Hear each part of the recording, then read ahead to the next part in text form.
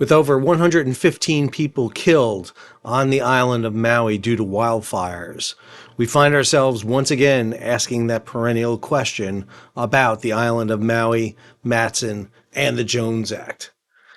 Hi, I'm your host, Sal Mercogliano. Welcome to today's episode. So, early in August, wildfires swept through the island of Maui and hit the town of Lahaina.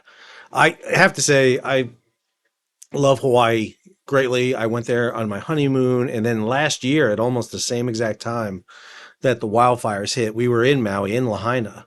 So this is a tragedy. Maui and all the Hawaiian Islands face a tough situation in the fact they have very finite resources for combating fires.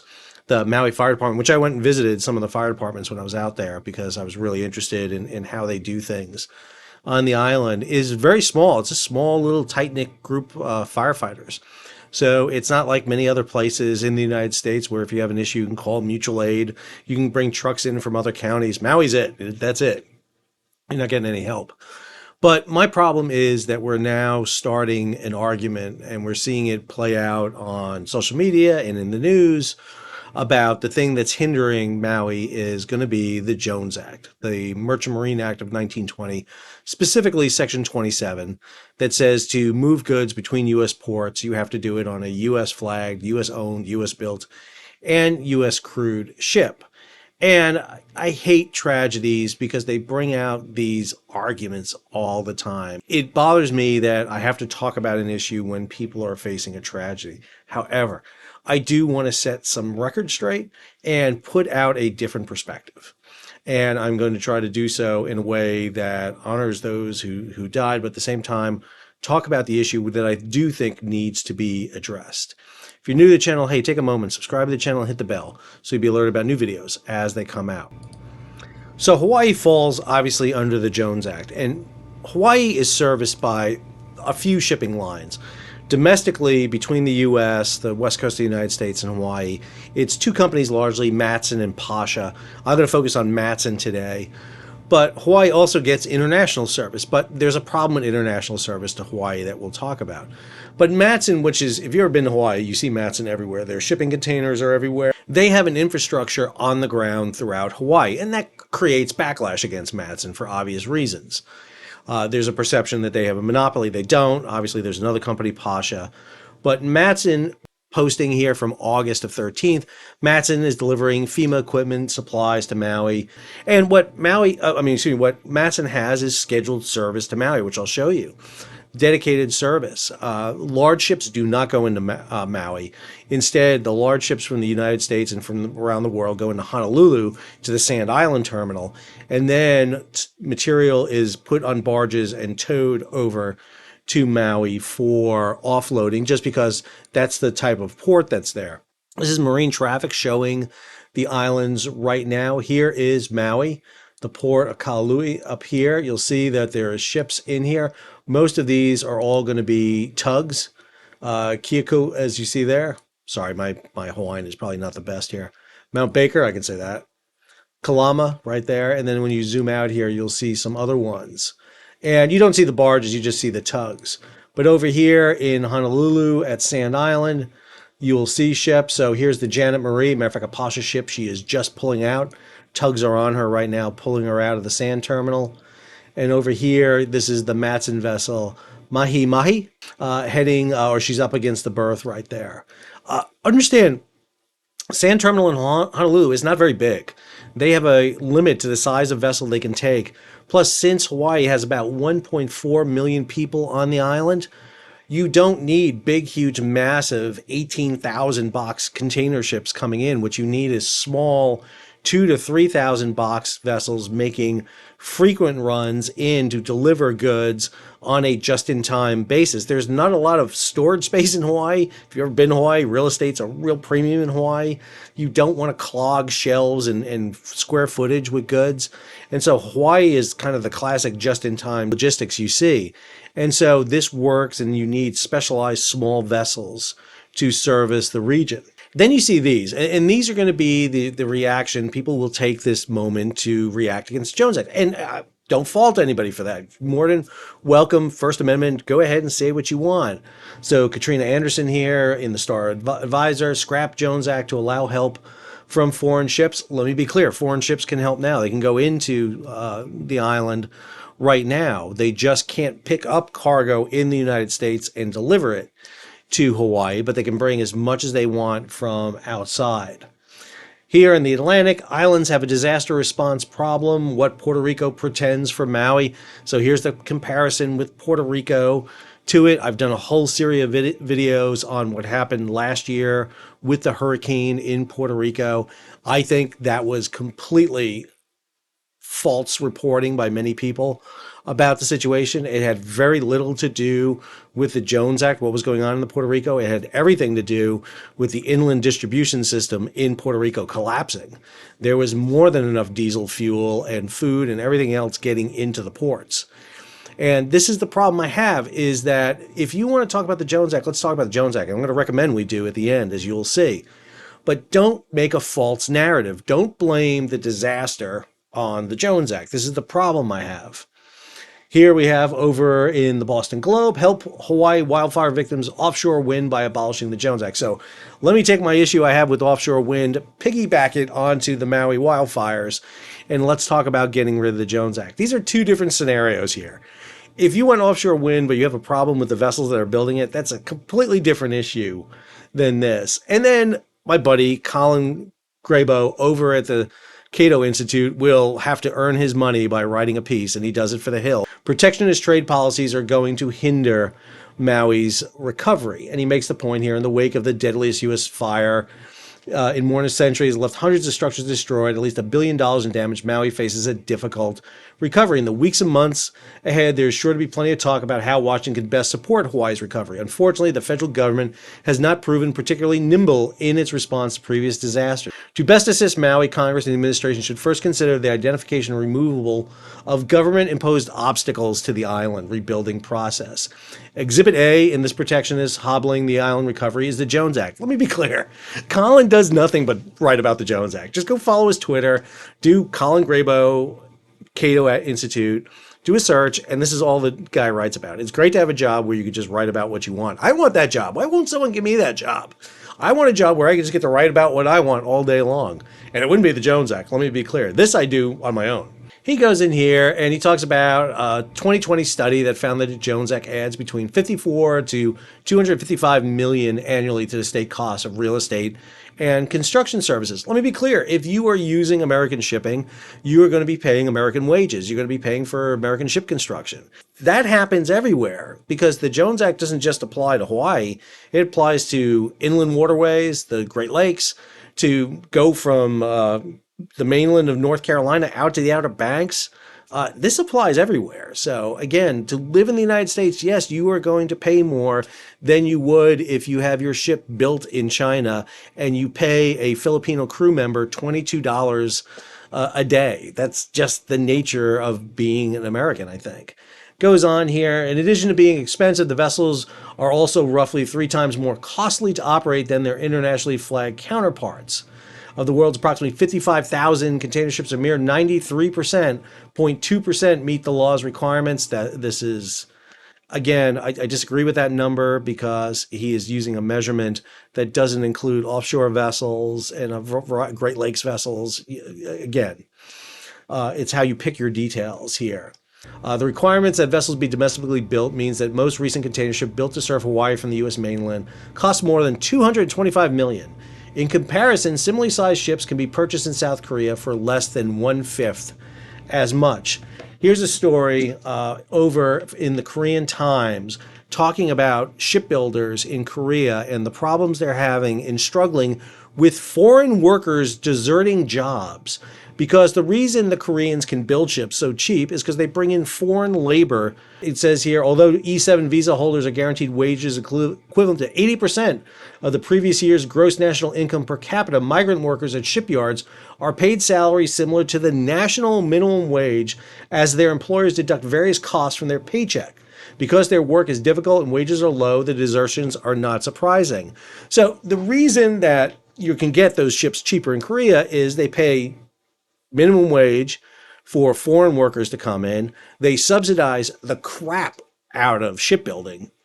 And let's not forget, they're building a ton of ships already. So basically, they are building ships on set models and they're pulling the parts out of warehouses because they have large production lines. We are building very few ships, which means every time we build a ship, we have to kind of ramp up the production line. And that's because we have not been building ships the way we need to. And that has nothing to do with the Jones Act. That has to do with government policy. Watch a whole video right here that talks about the decline of the U.S. maritime sector. To get back to Maui, it doesn't matter because in Maui right now, the warehouses and distribution centers are overflowing with goods. There's too much stuff in Maui right now. And this story over in Freight Waves talks specifically about this, that all the aid is coming in. There's too many clothes coming in. There's too much relief coming in. And basically relief agencies are telling everybody, stop sending goods, just send water. We can procure what we want. So it's not an issue of getting goods onto the island. It's getting goods in the hands of the people who need it. And matter of fact, even Matson talked about this on their page, talking about that the sheer volume of aid flowing in has begun to overwhelm storage and distribution systems. The Red Cross has stopped accepting clothing. Hawaii's Lieutenant Governor's office also confirmed clothing not a priority. Maui Food Bank has asked Honolulu-based Hawaii Food Bank to coordinate donations of food and water. So it's not an issue of getting aid in there. It is getting in there. And I think once again, people are taking advantage of a story at the expense of 115 dead in Maui to make a political and economic argument. So I'm a historian, and I would be a poor historian if I didn't tell you something that makes Matson a unique entity in terms of Hawaii. Now, you can get a foreign company to come in and do what Matson's doing. Of course you could. I mean, there's no question about that. Will they do it cheaper? I don't know about that. There's a lot of issues associated with it, but what you won't get is a company that has a history like Matson's with Hawaii. So when you look at Matson, Matson is about the 26th largest container liner in the world. But Matson is traded on the New York Stock Exchange. They've been a big issue over the past couple of years because there was a lot of profits coming off Matson and all the container lines. But they've been around since 1882, servicing Hawaii and the Pacific region. This is a thing that gets kind of lost at times. Their history begins with Captain William Matson. Very early on, he begins to get it. Now, there's a very tenacious relationship between mainlanders and Hawaiians, and Matson is a Haole, obviously. He's not originally from there, so there's that issue associated with him. But Matson, throughout the history of Hawaii, has been connected in a way not like many others.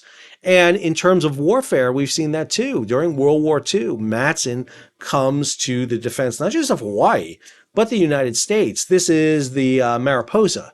This is one of a trio of ships built during the interwar years for Matson Line. So people will talk about the fact that the U.S. isn't building ships in the interwar years. Here's Mariposa, good example of it.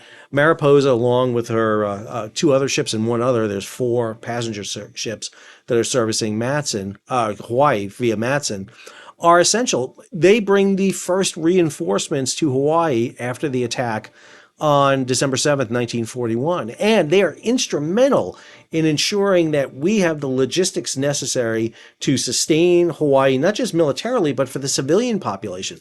The reason we don't evacuate Hawaii and their population is because we can sustain them out there. The Mariposa becomes a troop ship in World War II. This comes from a book on World War II troop ships. It shows the Mariposa and its service. And let me be clear, that service isn't largely in the Pacific. It's actually in Europe. This ship becomes a transport used by the U.S. military under an outfit called the War Shipping Administration. And Matson Line serves very heavily in World War II. Lose a lot of ships, lose a lot of mariners. This is a company that has bled for the United States. And I am not getting anything from Matson. Let's be clear about it. I've talked about Matson so many times, and I have not ever heard one peep from them, which really kind of irks me. Can I be clear in a way? It would have been nice just to get a note, hey, thank you so much for, nothing. Not a peep from them. Matson public relations is god-awful. And they just don't seem to care about it. But I find them to be one of the perfect examples of a company that shows why it's important to have a U.S. shipping. So Matson has undergone a huge kind of renewal of shipping. They have built a series of vessels recently, the Aloha class, which were built back in 2018, 2019. They built the Matsonia and Lurleen over at NASCO in San Diego, and they've revamped the Honolulu terminal since then. They have just signed a new contract to build a continuation of the Aloha class over at Philly Shipyard. They're going to be building 3 ships. And let me be clear, these are expensive ships. They are very expensive vessels. It's going to cost in excess of about $300 million to build each of these vessels. You see the contracts here for $1 billion. Should they be cheaper? Yes, they should be cheaper. Should not cost that much. Why do they cost that much?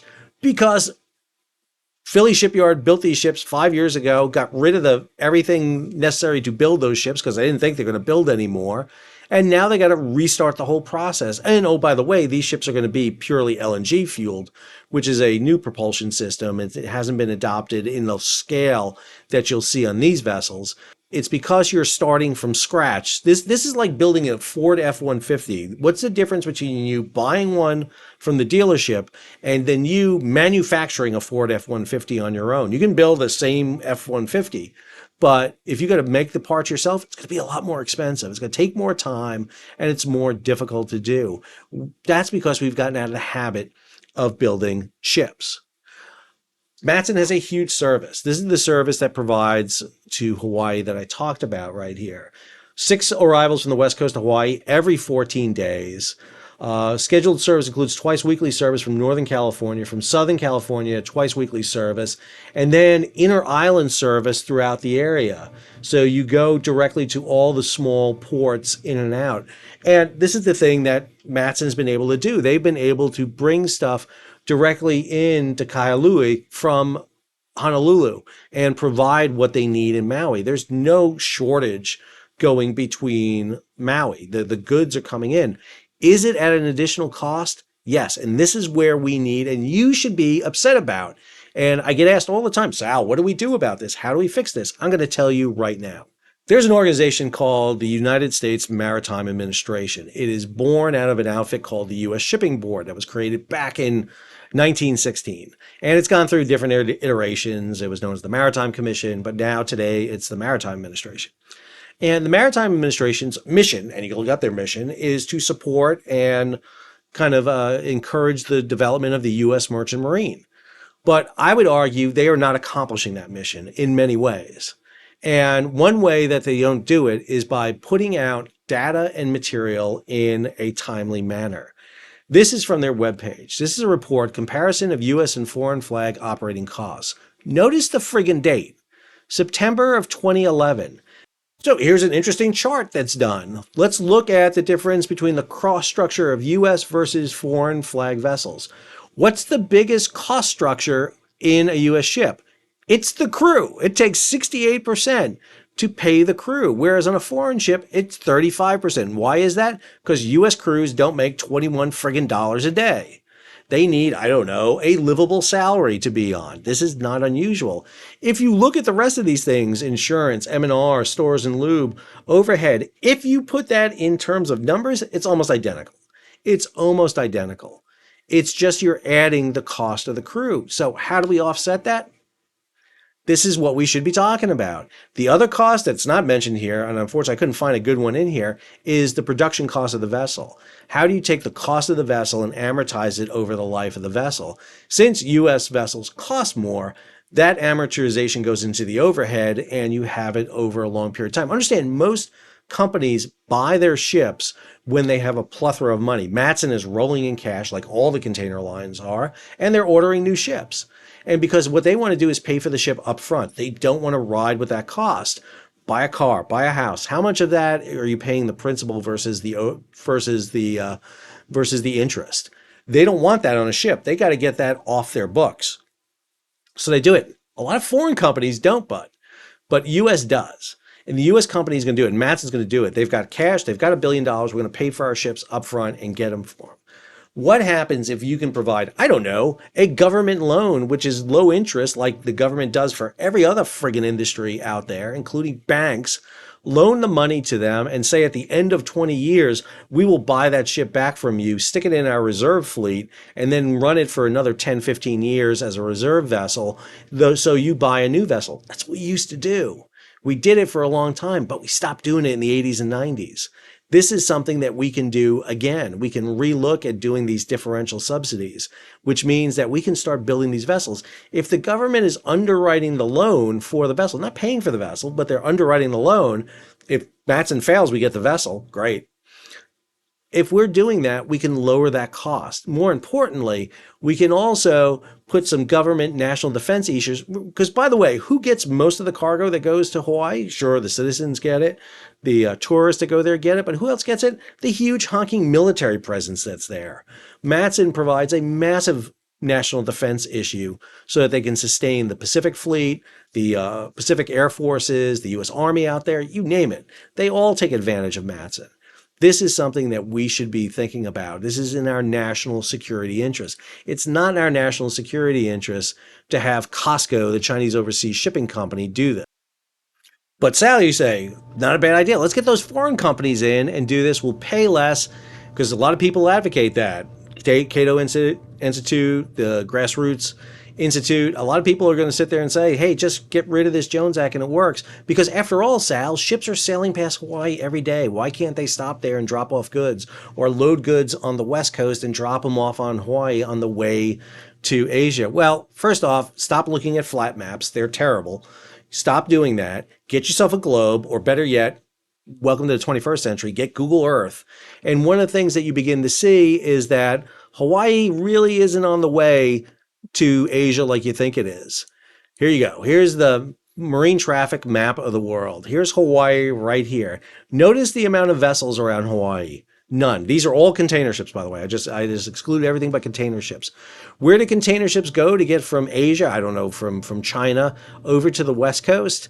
They sail up through the Sea of Japan, between Korea and Japan, between Japan and Russia, and then through the Aleutians or just south of the Aleutians, and then over in this what's called a Great Circle route. Hawaii's not on the way to anywhere. This is why things are so expensive in Hawaii. I hate to tell Hawaiians this, but you're on a mountain range sticking out of the middle of the Pacific in the most desolate spot on the planet. That's why things are expensive. And you're part of the world's largest economy. That's why it's expensive more than anything else. That's not saying we can't do something to fix this. We can minimize costs to an extent.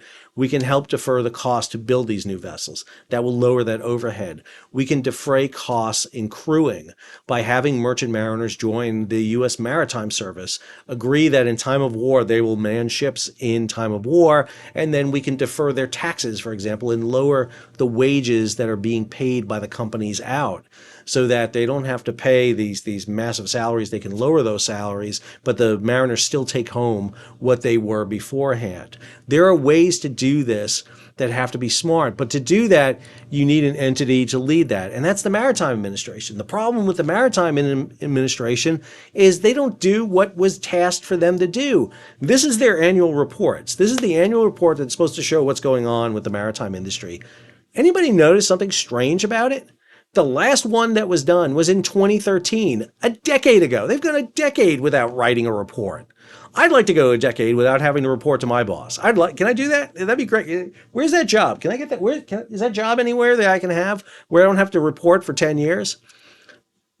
You need a report. You need to sit there and say, what's going on? How do things compare between our industry and other industries? That's not being done. And if you want to know who to talk to, here's your guy. Talk to Pete. Sorry, I got myself backwards. Talk to Pete. Pete Buttigieg is the Secretary of Transportation. I am not being anti-Pete. I don't care who's in that position. Whoever's in that position as Secretary of Transportation, this is the person who needs to answer this question, because this is an issue that's going to come up here time and time again. How do we deal with fixing the Jones Act? Understand for a second. I'm not picking on Pete. I'm really not. I'm not picking on anybody. But in 2020, it was going to be the 100th anniversary of the Jones Act. That was the time I was hoping we were going to have a serious discussion and talk about reform of the Jones Act. It didn't happen. There was something called COVID. I don't know if you saw it in the news. It was everywhere. It didn't happen. And then we had the supply chain crisis, and the supply chain crisis showed that we needed to fix international trade. So we fixed the international trade. You got the Ocean Shipping Reform Act. What we haven't done is talked about fixing the Jones Act. That's what we need to fix. We need to fix domestic shipping. Anybody who tells you it's perfectly fine, leave it alone, don't touch it, is wrong. Anybody who tells you repeal it and that solves it is wrong, because you're not going to get rainbows and unicorns if you repeal it. Instead, what you're going to get is what England has gotten with P&O ferries and numerous examples we've seen around the world of what happens when they remove cabotage. You lose the protections you had before. Ask Australia, ask New Zealand, ask plenty of countries out there. They will tell you what happens when you remove these protections. We are the largest economy on the planet. We, whether you like it or not, have a national footprint or a global footprint for our nation. We like to talk about us being a maritime power, a naval power, a world power, a hyperpower. You only have that by being able to trade and execute your trade. The Navy tends to forget at times that the whole purpose of a Navy, it's not to shoot Tomahawk cruise missiles and launch F-18s and have submarines out there. It's to protect trade. And the problem is we got away from that and we put our trade in the hands of other people who don't have our interests at heart. And now we're playing catch up. It's going to be expensive to fix because we avoided it for a long time, but it can be fixed. We just have to focus in on it. And what we don't need is opportunism sitting there saying that the thing that'll fix the people in Maui is repeal of the Jones Act, when in truth, the Jones Act is ensuring that there's a steady shipment of goods into the islands to sustain them right now. We need to fix the underlying problem and stop looking at short-term solutions that'll make people feel good in the short term, but in the long term, be detrimental to us. I hope you enjoyed today's video. If you did, hey, take a moment. Don't care about the channel today. Go donate to the American Red Cross and help the people of Maui. They're the ones who need your help. I'm fine. I'm good. Help those people. They need your help more than anything else. They suffered a horrific, horrific loss. And rebuilding there is going to be a challenge for them. People are trying to seize their lands. People are trying to put up the newest hotel and whatever and run the Hawaiians out of their ancestral land. This is a problem, and go hit the American Red Cross. Till our next video, Sal signing off.